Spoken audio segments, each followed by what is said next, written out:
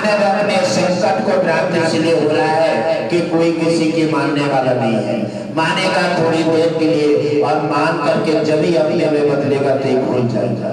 इसलिए कारण है कि मानव अपने संकटों को प्राप्त हो रहा है। कैंसर है, शुगर है, टीबी है, घर में कलह है, लड़ाई झगड़ा है, गंभीर संकट क्यों आ रहे हैं?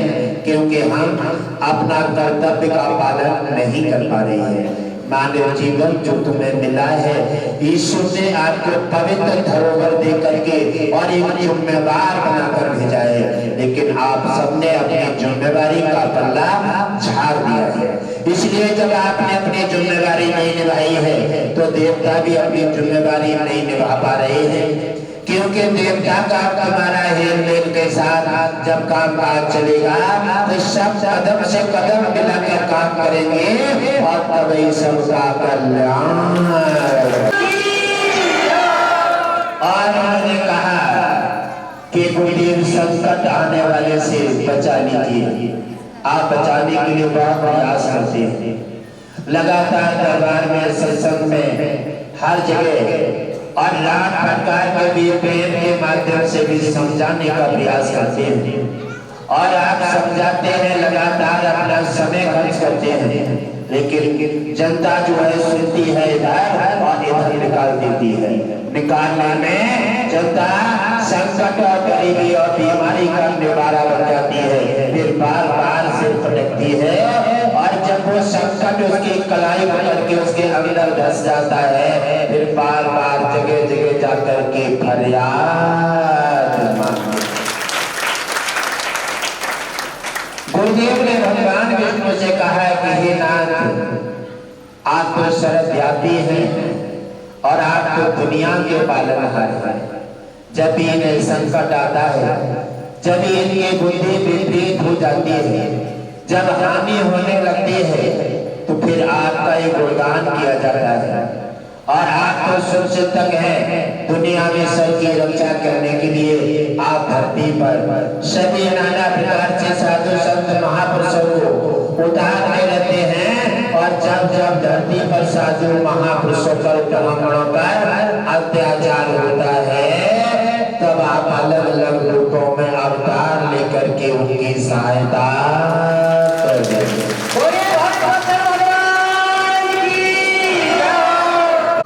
कि न कोई किसी की जानेगा और न मानेगा, क्योंकि कलयुग इसी से कहते हैं। कलयुग में कलह युग है। कलयुग में माँ की बेटा मानने वाला नहीं है, क्योंकि अगर उसे शराब की आदत पड़ गई, माँ के लिए बेटा मत दियो, तो उसे स्वाद लग गया है, क्योंकि वो अपने जीवन में आग लगाना चाहता है और माँ उसके जीवन को बचाना चाहती है, तो अच्छी बात को भी समझने के लिए तैयार नहीं है। गुरु बता रहे हैं शिष्य से, कैसा खान पान मत करो, अत्याचार मत करो, प्लेट के तार हाथ लगाओ। और गाय और ब्राह्मण पर, साधु पर जब जब अत्याचार हुआ है, तब तब भूकंप आए हैं, तब तब प्रकृति ने अपना नियम चेंज किया है और तब तब धरती पर नाना प्रकार के नुकसान धरती वासियों ने झेले हैं। इसी प्रकार भगवान विष्णु बार बार धरती पर आकर के अलग अलग रूपों में सभी को मार्ग देने का काम कर रहे हैं। यदि उनकी बात समझ लेते हैं और उन्होंने कहा कि धरती पर संसार चैतन्य स्वरूप परमात्मा है, उनके बिना दुनिया में कुछ हो ही नहीं सकता। और भगवान ने कहा कि मेरी संसार मेरी रचना है और मेरी रचना मेरी बात मानने को तैयार नहीं। अब माँ के बाद संतान मानने को तैयार नहीं है, शिष्य गुरु के बाद मानने को तैयार नहीं है। फिर क्या कर रही है? क्योंकि दुराचार, दूषित खान पान, दूषित बुद्धि ने उनके मस्तक पर डेरा डाल दिया है। कहते हैं विनाश काल विपरीत बुद्धि, आपद काल मर्यादा नास्ति। इसलिए भगवान विष्णु फिर से बार बार समझाते हैं। कभी घटघटवासी रूप में आते हैं, कभी साधु रूप में जाते हैं, तो कभी संत रूप में चले जाते हैं, तो कभी भाई और बहन माता के रूप में आकर के अलग अलग रूपों में धरती पर बार बार वचन कर रहे हैं, बार बार आकर के सभी को समझाने का और संवारने का काम कर रहे हैं। क्योंकि गाय पर प्रहार है तो भगवान विष्णु को कष्ट है, ब्राह्मण पर प्रहार है तो भगवान विष्णु को कष्ट है, और धरती वासियों पर प्रहार है तो भी भगवान विष्णु को कष्ट हो रहे हैं। इसलिए भगवान विष्णु बार बार प्रेरित है और धरती पर आते हैं अलग अलग रूपों में। कभी साधु रूप में धरती पर आ जाते हैं, कभी भिक्षुक बनकर आ जाते हैं, बार बार समझाने का प्रयास कर रहे हैं, लेकिन धरती वासी मानने को तैयार नहीं है। इसलिए जगह जगह सैलाब आ रही है। एक बार जब धरती पर जब अत्याचार अधिक हो जाता है और धरतीवासी अपने काम काज में लिप्त हो जाते हैं, नशीले पदार्थ स्वार्थ में आकर के और अपना धर्म और कर्म भूल जाते हैं, उसी समय प्रकृति और देवता अपनी दुनिया को अपने हाथ में लेकर के और उन्होंने मीटिंग की। भगवान भोलेनाथ, ब्रह्मा और विष्णु ने और तीनों ने मीटिंग करके ये विचार किया कि मानव अपने स्वार्थ कारणवश और नाना प्रकार के दूषित भोजन में आकर के उसकी बुद्धि दूषित हो गई है। इसलिए वो अच्छी विचारों को, अच्छी बातों को, अच्छे खान पान को अपने अंदर ग्रहण नहीं कर पा रहे हैं। इसी प्रकार अब उनका सुधार असंभव हो गया है। तो देवताओं ने मीटिंग की कि धरती का भार कैसे हटेगा। धरती बार बार निवेदन कर रही है, कह रही है नाथ, हम भोजन कर रही है, हमारे पास हम भारत की ये भूमि है और भारत भी एक तपोभूमि है, महापुरुषों का देश है, और यहाँ महापुरुषों का देश मंदिर में जगह जगह कड़सा बज रहे हैं। ये अत्याचार हमें अब बर्दाश्त नहीं है। बार बार धरती निवेदन करती है। भगवान विष्णु तीनों त्रिदेवों ने अपना परामर्श किया और परामर्श करके अपना भगवान भोलेनाथ को अपना समर्पण सौंप दिया और उन्होंने कहा कि धरती को जलमग्न करो। जलमग्न का मतलब है कि जल प्रलय जब होगी तो धरती पर कुछ भी नहीं बचेगा। आपकी गाड़ी, बंगला, परिवार, शरीर और दानव मानव सभी अपनी अपनी जगह त्रस्त हो जाएंगे। जलमग्न करने का जब भोलेनाथ का प्रस्ताव जब उन्होंने जारी कर दिया और इसी समय भोलेनाथ की देवी पार्वती को पता लगा, उन्होंने कहा नाथ, जलमग्न जब धरती पर होगा तो क्या बचेगा। यदि जल धरती पर हो जाएगा, सृष्टि के रचना जिन्होंने मानव ने बड़े बड़े अत्याचार, छल कपट, दलाली करके अपने महला दुल्हला बनाई है और इनका क्या होगा। उन्होंने कहा पार्वती, ये तो कारण है विनाश का। जब मानव मकान बनाने में तैयार कर होता है तब वो नहीं सोचता है किसी का क्या नुकसान हो रहा है।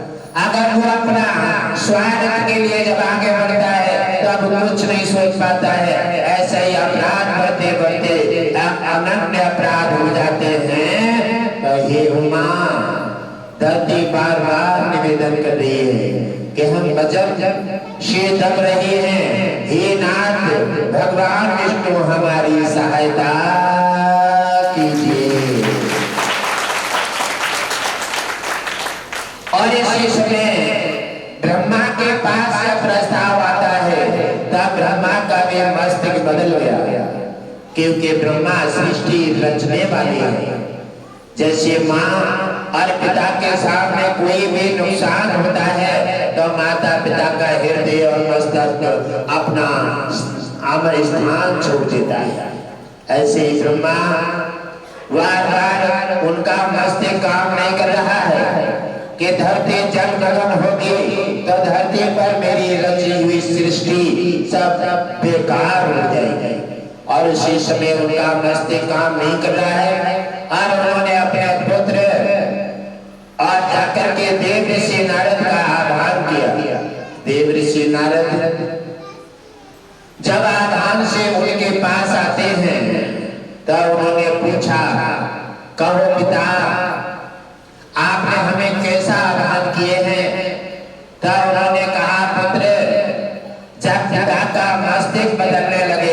और जब कोई दिमाग काम ना करे तब फिर बड़ा और छोटा नहीं देखना चाहिए। जिसका दिमाग अगर संतुलन सही है तो उसी से परामर्श लेकर के और अपना कल्याण कर लो। देव ऋषि नारद कहने लगे कि हे पिता, आज कैसा समय आ रहा है जो आज पिता के लिए पुत्र से परामर्श लेने की आवश्यकता पड़ गई। कहने लगे, हाँ पुत्र, ये इसी से कलयुग कहते हैं और अब हमें उचित परामर्श लेकर के मेरी बुद्धि काम नहीं कर रही, क्योंकि जिस सृष्टि बनाने के लिए मैंने बड़ा परिश्रम किए हैं और आज सृष्टि मेरी विनाश होने जा रहा है, इसलिए मेरा संतुलन बिगड़ गया है। उसी समय देव ऋषि नारद प्रसन्न हुए और कहने लगे, पिता, और सृष्टि बनाने वाले आज सृष्टि के मोह में आकर के और आज अपना संतुलन बिगाड़ दिए हैं। और जब देवता संतुलन बिगाड़ेंगे तो धरतीवासी क्या करेंगे? और देवता ऐसे मोह में आकर के अपना संतुलन बिगाड़ेंगे तो धर्म कहाँ रहेगा? धर्म कर्म दोनों जब नाना प्रकार से पतन हो जाएंगे तो सृष्टि का सृजन की जगह विनाश हो जाएगा। और हे पिता, आप अपने को संभाले। जब उन्होंने कहा कि धरतीवासी जब अपना काम काज नहीं संभाल पाते हैं तब प्रकृति और देवता उस काम काज संभालने में सक्षम हो जाते हैं। धरतीवासियों ने अपने अपराध के लिए, अपने स्वार्थ के लिए और अपने लालच वश काम कर डाली है, जिससे धरती भोजन कर रही है। इसलिए धरती ने भगवान विष्णु को निवेदन किए हैं। इसलिए हे ब्रह्मा पिता, आज धरती पर भगवान विष्णु ने और भोलेनाथ ने तुमने मिलकर के प्रस्ताव जारी किए हैं और जाकर के अपनी सृष्टि का संभाल नहीं कर पाते हैं, तब प्रकृति उसको संभाल करके और उसका अपना दायित्व निभा करके और उनका कल्याण।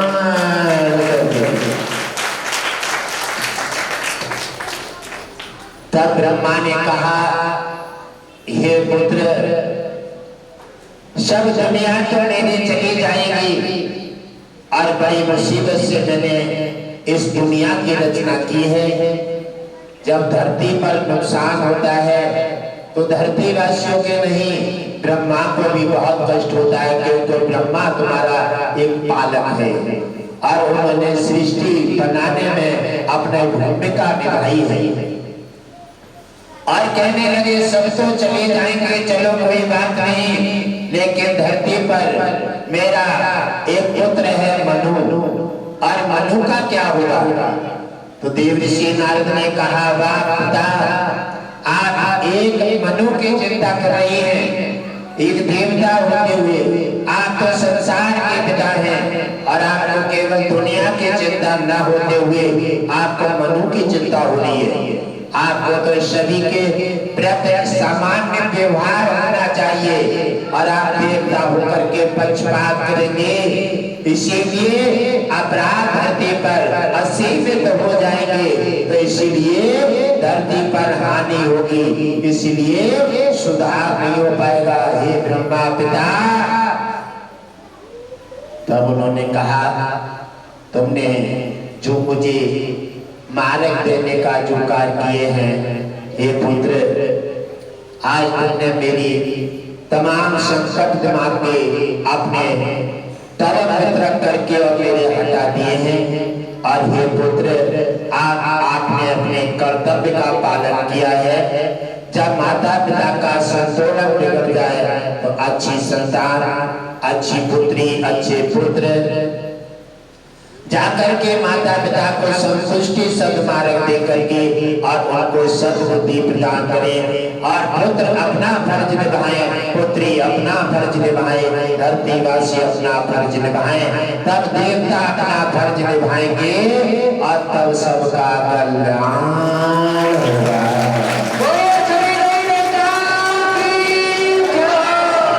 तब देव ऋषि नारद ने कहा, कि हे पिता, आपको ये ज्ञात नहीं है कि धरती का भार पालन पोषण का किनके हाथ है। आप अपना अपना क्षेत्र में अपना अपना अधिकार है। ब्रह्मा का सृष्टि रचने का अधिकार है, शंकर का संहार करना और विष्णु का पालन पोषण करना। इसी प्रकार ये भार भगवान विष्णु पर सौंपिए और किनको रखेंगे किनको हटाएंगे ये उनकी जिम्मेदारी है। तो ब्रह्मा बड़े प्रसन्न हुए पुत्र की बात सुन करके, हे पुत्र, तुमने मेरे मस्तिष्क का जो बोझ हो जो हटा करके और अपने अच्छे विचार दे करके और मुझे सद्बुद्धि प्रदान कर दी है। हे पुत्र, ऐसे ही पुत्रों का कर्तव्य पूरा करना चाहिए और हमारा कल्याण हो।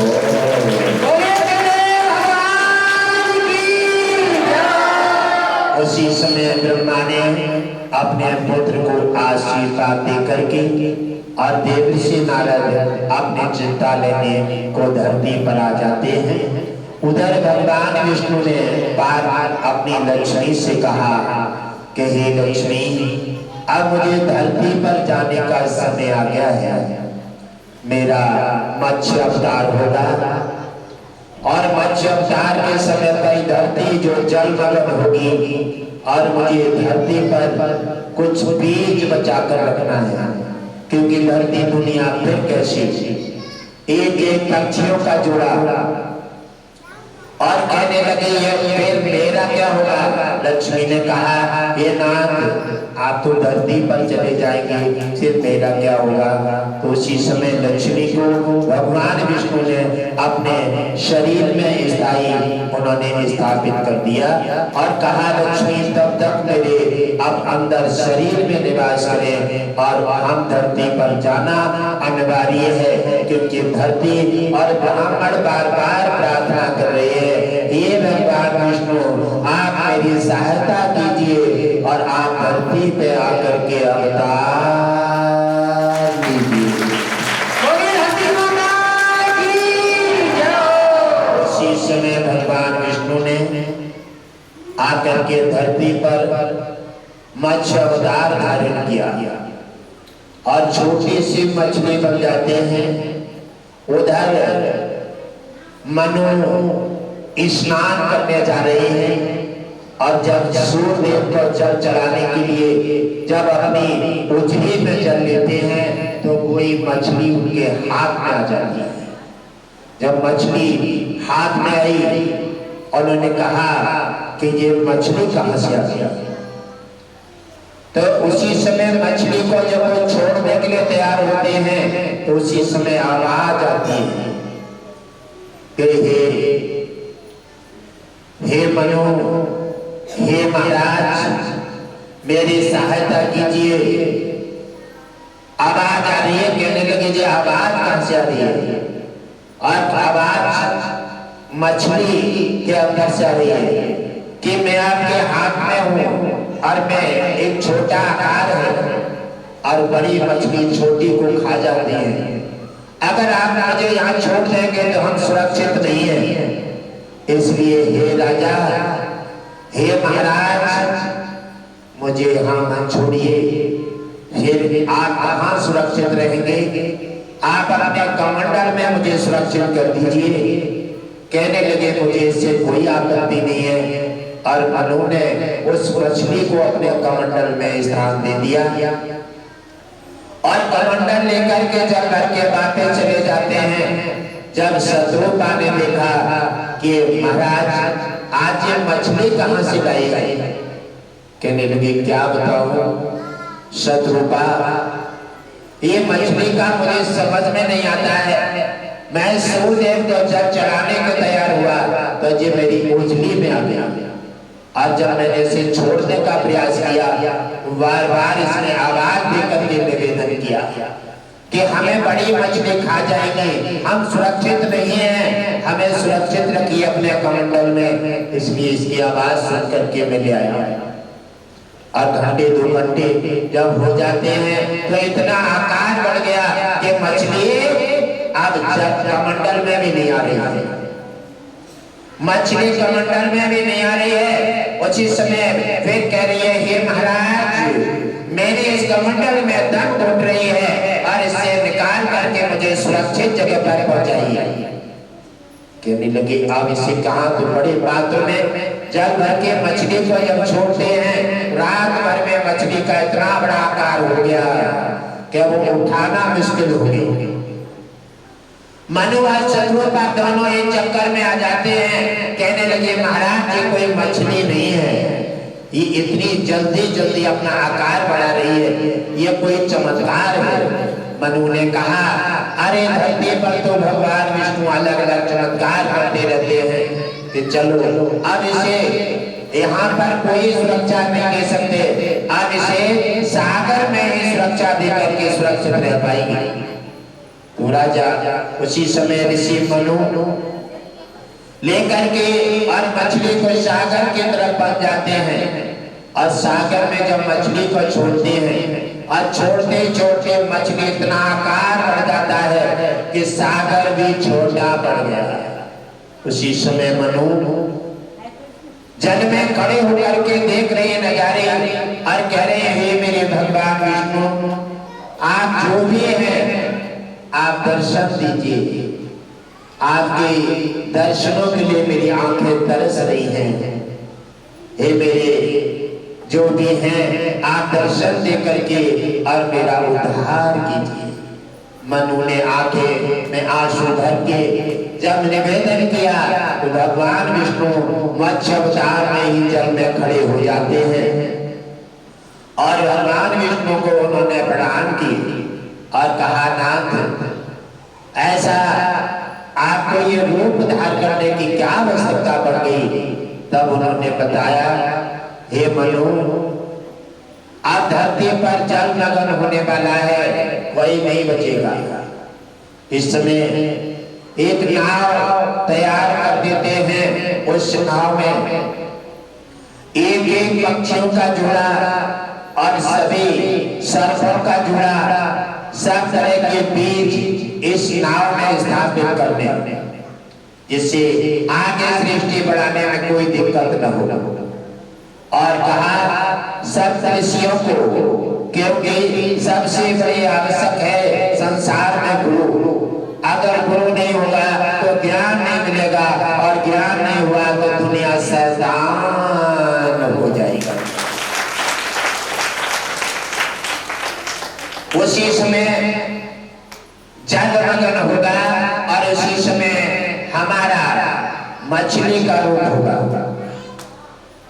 तुम्हारी नाव अपने सीख में फंस करके और सुमेर पर्वत पर जाकर छोड़ देंगे, वहां पर तुम सुरक्षित हो जाओगे, क्योंकि सुमेर पर्वत सबसे बड़ा पर्वत है, वहां जल नहीं पहुंचेगा, और उसी समय आप सुरक्षित होकर के और आपका फिर से सृष्टि रचने में कोई दिक्कत नहीं होगी। इतना कह करके भगवान विष्णु अदृश्य हो जाते हैं। मनु अपने घर आ जाते हैं और शत्रुपा को आकर बताया कि हे शत्रुपा, आप हमारी सहायता कीजिए, समय ज्यादा नहीं है, धरती जलमग्न होने वाली है और हमें भगवान विष्णु ने काम काज जो सौंपा है वो शीघ्र पूरा करना है। अगर जरा से चुक गए तो जो भी चीज नहीं रख पाई नाव में, वही चीज की विजय धरती हमारी खाली ले जाएगी। भगवान विष्णु ने जो काम सौंपा है वो तत्काल पूरा करना चाहिए। उसी समय शत्रुपा ने मिलकर के बड़े सहयोग के साथ अपना बीज, अपना एक एक पक्षियों का जोड़ा, सर्पों का जोड़ा, हर चीज नाव में स्थापित कर ली। और इस समय मनु कहने लगे, हे शत्रुपा, अब समय एक एक घंटा बचा है जलमग्न होने का, और एक चीज जो मेन चीज है वो ही रह जाती है। मेन चीज है वही बच गई है ने क्या? बोले शिक्षा। कहने लगे, महाराज शिक्षा कोई जेब में रखने की चीज थोड़ी, शिक्षा कहां से आएगी? कहने लगे शिक्षा केवल सप्तऋषि है। और भगवान विष्णु ने बताया था सप्तऋषियों को हम सूचना देने से अभी वंचित रहे। सप्तऋषि सभी समाधि में हैं और अगर 1 घंटा ये व्यतीत हो गया सप्तऋषि सब यही जल मगन में समाप्त हो जाएंगे। हमारी शिक्षा अगर समाप्त हो गई तो दुनिया में सृष्टि रचने का कोई फायदा नहीं होगा।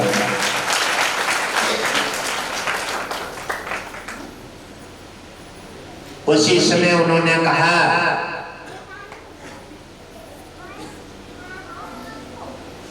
जाकर के मनु तत्काल दौड़ते हैं और सप्तऋषियों के पास जाते हैं। सप्तऋषियों से जाकर के वहां पर आवाज लगा के उन्हें जगाया और कहा हे सप्तऋषियों आपकी आवश्यकता है, जल मगन होने वाली है। अगर आप ऐसे समाधि में ले रहे तो थोड़ी देर में सब कुछ समाप्त हो जाएगा। हे मुनिराज आप मेरी बात पर ध्यान दीजिए, आप अपने समाधि से हटिए। जब उनकी आवाज जो कानों में पहुंचती है, जब मनु को देखा तो सप्तऋषियों ने कहा अरे मनु आप कैसे रामा कृष्णा हुई? कहने लगे तत्काल चलिए सप्तऋषियों आपको भगवान विष्णु ने हमें बता दिया है जल मगन होने वाला है थोड़ी देर में और आपकी बहुत आवश्यकता है क्योंकि आप शिक्षा हैं, आप गुरु हैं और गुरु और शिक्षा जब दुनिया पे नहीं होगी तो सृष्टि रचने का कोई फायदा नहीं होगा। उसी समय सप्तऋषियों ने जाकर के मनु की बात मान लेते हैं और मनु की बात मानते हुए जाकर के नाव में जाकर सब बैठ जाते हैं। नाव जब चल देती है उधर जल मगन होता है तो जली जल दिखाई दे रहा है, उधर भगवान विष्णु नहीं आ पाते हैं और बड़े जल के सैलाब से सभी बार बार गिर रहे हैं, उठ रहे हैं। और कहने लगे तब भगवान विष्णु की मनु ने सप्तऋषियों ने निवेदन किया है शांताकारं भुजगशयनं पद्मनाभं सुरेशं। हे नाथ आपने जो मेरे को वचन दिया है कि आप हमें सीप में फांस करके सुमेर पर्वत पर पहुंचाएंगे। हे नाथ हम जल में डूबे जा रहे हैं, आप कहाँ हैं? त्रायमान हमारी सहायता कीजिए। भगवान विष्णु ने सप्तऋषियों की और राजा मनु की आवाज सुन करके तत्काल आते हैं, मछली वाली सीप में फांस करके नाव सुमेर पर्वत पर पहुंचा देते हैं। वहां पर वो सुरक्षित हुए और दुनिया में जली जल हो गया, कुछ भी नहीं बचा। जब अपराध अधिक बढ़ जाता भगवान विष्णु ने मत्स्य अवतार लिया और आज धरती पर लोग मछली को काट कर खा रहे हैं, किसको छोड़ोगे? भगवान ने मछली रूप में आकर के भी तुम्हें संकेत किया कि मैं मछली रूप में भी तुम्हारा भगवान विष्णु हूँ, लेकिन तुम्हें तो भगवान विष्णु से भी कोई लेना देना नहीं है। मानव मछली को आज जगह जगह जल मारा फिर रहा है, जगह जगह लोग खाना नहीं खाते हैं और मछली मारने में लगातार लगे हुए हैं। अरे तुम इतने निर्दयी क्यों हो गए हो? इसलिए जहाँ दया नहीं होती है वहाँ पर धर्म चला जाता है। जहाँ दया तहाँ धर्म है, जहाँ लोभता पाप और जहाँ क्रोधता काल है, जहाँ क्षमा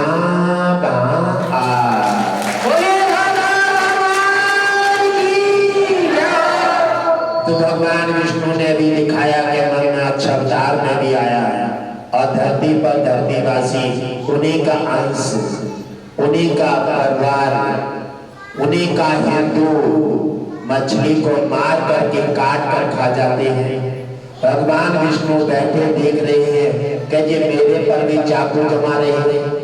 भगवान विष्णु ने शुकर अवतार शोर में सुअर का रूप धारण किया और अवतार धारण किया, इसलिए कि मानव और हिंदू कभी भी मेरे पर वार न करे, लेकिन उनको भी नहीं छोड़ा। और कभी नहीं छोड़ा, स्वर को भी मार करके और लोग धरतीवासी हिंदू उसे खा जाते हैं। जब धरने मरे हुए कहाँ ले जाए जाते हैं बताएंगे ना, शमशान में। और मुर्गा मछली जीवों को मार के तो खाया जाता है, मार के खाया जाता है जिंदा, मार के खाने के बाद क्या हो गए वो मुर्दा। और लोग मुर्दा को कहां दफनाया, इन शरीरों में। वो मुर्दा कहां दफनाया, मुर्गा बकरा कबूतर कहां दफनाए, इन सुंदर पवित्र मंदिरों में, जिसे कहते हैं भारत सोने की चिड़िया। और क्या दफनाए, कर्म किसने किए हैं, आप बार बार अत्याचार करते हैं और जब बार आता है बीमारी होती है तब भगवान से कहते हैं मैंने ऐसा क्या बुरा कर दिया। तुम दिखा दे सरासर पैसा बजा रहे हो और दिखा दे सरासर इस मंदिर में इसको शमशान बना रही हो। ईश्वर ने तुम्हें मंदिर बना के भेजा है, अलग अलग तुम्हें मेवा मिष्ठान। अच्छा ये बताओ फल बताए कितने प्रकार के हैं, आपको किसी को गिनती आती है फल कितने प्रकार के हैं। आने के लिए फल आपको दे दिए खाने के लिए, आने के लिए अनाज दिए हैं आपको खाने के लिए, आने के लिए आपको मेवा मिष्ठान दूध रबड़े हो क्या क्या नहीं किया है उस परम पिता ने तुम्हारे लिए। लेकिन तुम कहां पहुंचे, कहां पहुंचे, तो पुष्प न रख दो, लेकिन बाद नाली की सुगंध अच्छी लगेगी और सकिल के थोड़ी देर बाद नाली नहीं पहुंच जाएगा। इसलिए भगवान कहता है कि मैंने तुम्हें सर्ववश दिया है, कितना पवित्र शरीर बनाया है और कितना अच्छे अच्छे वस्त्र खाने पहनने के लिए, खाने के लिए फल रबड़े दूध और मेवाएं भी हैं, लेकिन फिर भी तुम कहां जा रहे हो। इसलिए तुमने कुछ जो जीव जंतु, एक मृग जगह जगह बनी में भटक रहा है और मृग भटक रहा है क्यों कि मृग के नाभि में कस्तूरी है। जैसे आपके नाभि में भगवान विष्णु का निवास है हृदय में, ऐसे मृग के नाभि में कस्तूरी है और कस्तूरी की जब सुगंध आती है तो बनी में ऐसा मारा मारा घूमता है कि ये सुगंध आए कहां से हुई है। उस सुगंध को लेकर के बार बार जा जंगल में, वाह जंगल में, जा जंगल में, जगह जगह नाम से सूंघता फिरता है। ये सुगंध कहाँ है, ये मुझे मिल जाए तो मेरा जीवन धन्य हो जाए। ऐसे मानव घूम रहा है मथुरा में, वृंदावन में। भगवान तुम्हारे हृदय में है, आपने अपने अंदर खोज नहीं कर पाई और मृग चारों तरफ घूमता है लेकिन नाभि में कस्तूरी है और सुगंध उसके अंदर से आ रही है। ऐसी दुनिया भगवान विष्णु कहते हैं कि दुनिया मुझे जगह जगह मंदिर में, तीर्थों में, गंगा पर, जमुना में, जगह जगह फरियाद करते घूमते घूमते हैं। कोई पुष्प लेकर जाता है तो कोई जल चढ़ाने जाता है, लेकिन मैं तो सभी मानव के अंदर हूँ। मानव उस दृष्टि से मुझे अपने अंदर नहीं देख पा रहा है। जैसे मृग कस्तूरी ढूंढ रहा है, ऐसे ही मानव भगवान को ढूंढ रहा है। और मछली अवतार धारण किया, मछली खा गया मानव, किसको छोड़ेगा। उसी मुर्गा को पालते हैं बड़े प्रेम से। मैंने देखा है कि बकरी के बच्चे जो पाले जाते हैं, सर्दियां होती हैं तो अपने बिस्तर में भी सुला देते हैं, उन्हें सुलाते हैं, उन्हें खिलाते हैं, नहलाते हैं, पालते हैं और जब तुम्हें पैसे की जरूरत पड़ी तो बेच देते हैं कटने के लिए और इच्छा चली जब काट करके उसे खा लेते हैं। तुम किनके होंगे, तुम्हारी दया मर गई है। और जिसकी दया चली गई वहां से भगवान लुप्त हो जाता है। वहीं संकट जन्म लेते हैं, वहीं पर गरीबी जन्म ले लेती है, वहीं पर बीमारी, कलह और नाना प्रकार के हवा बाधाएं अपना रूप धारण कर लेती है। इसलिए इन चीजों से बचना है तो अपने अंदर भगवान विष्णु को समझना है। ये मंदिर है, इसको मंदिर बनाना है। कोई भी इन चीजों पर कोई भी अपना आहार मत बनाओ। गाय की सहायता करो जो डंडा मार के आगे निकाल देते हैं। गौ तुम्हारी माता है और जहाँ गौ की और ब्राह्मण की निंदा होती है वो क्षेत्र, वो नगर, वो परिवार कभी सुखी संपन्न नहीं रहेगा। अभी की 3-4 रोज हो गए, अभी ताजी इतिहास है। हमारे मिर्जापुर में एक हरीश भक्त है, हरीश, और वो कार्यक्रम में कराते रहते हैं। वो फलों का ठेला लगाते हैं बाजार में, फलों का ठेला लगाते हैं बाजार में।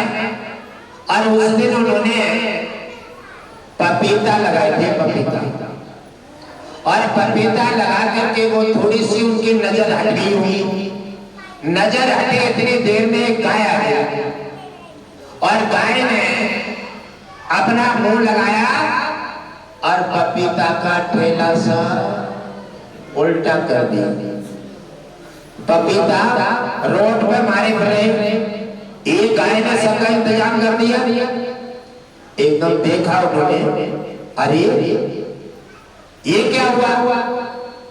अब चलो, अब तुम्हें मारेंगे नहीं, क्योंकि सब तुम्हारा ही तो है, तुम्हारी कृपा है। और अच्छे अच्छे पपीता उठा करके साफ करके उन्होंने ठेला पे अपने ठेला सीधा किया और ठेला सीधा करके उन्होंने जो पपीता फूट गए थे और तो उन्होंने साफ करके और चाकू से पीस बनाई और पीस बना करके बड़े आदर के साथ उन्हें खिला दिया और खिला करके और खा करके पपीता एक तरफ चली जाती है।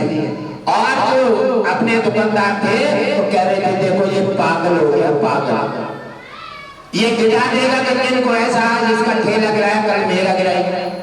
और तो डंडा मार खींच करके कह लगा सावधान लो, पपीता मेरा गिराया है, माँ मेरी है, इसमें तुम्हारा बोलने का कोई अधिकार नहीं है।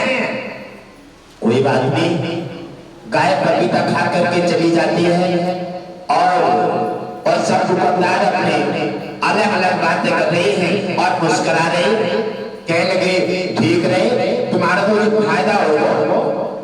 और थोड़ी देर में घंटे 2 घंटे लगते हैं, घंटे 2 घंटे में और सब दुकानदार बैठे बैठे देख रहे हैं और उनके पपीता वो इतने 3 दिन में बिकती और 1-1.5 घंटे में सारे के सारे पपीता ग्राहक जन कहां से आते, सारे के सारे पपीता उनके बिक गए और उस दिन उनकी चौगनी आमदनी हुई।